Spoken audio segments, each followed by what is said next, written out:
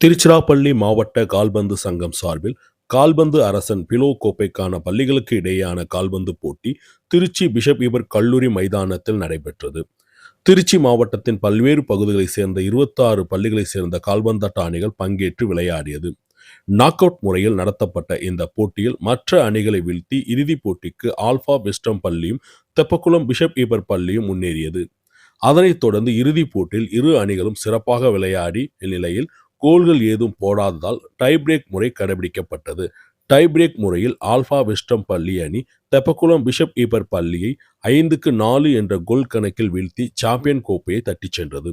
அதனைத் தொடர்ந்து நடைபெற்ற பரிசளிப்பு விழாவில் சிறப்பு விருந்தினராக பிஷப் ஈபர் கல்லூரி நிதியாளர் டாக்டர் அலெக்ஸ் ராஜ்குமார் பால் பங்கேற்று சுழற்கோப்பை மற்றும் பதக்கங்களை வழங்கினார். இந்த நிகழ்வில் திருச்சிராப்பள்ளி மாவட்ட கால்பந்தாட்ட சங்க மாவட்ட செயலாளர் செந்தில்குமார், தலைவர் உக்ரமா காளி, பிஷப் இபர் கல்லூரி உடற்கல்வி இயக்குனர் பால்ராஜ், நடுவர் சங்க செயலாளர் தம்புராஜ், பொருளாளர் இலியாஸ் ஷெரீப், செயற்குழு உறுப்பினர்கள் மணிமாறன், ராஜேஷ், மாணவர் கிளப் செயலாளர் துரை உள்ளிட்ட ஏராளமானோர் கலந்து கொண்டனர்.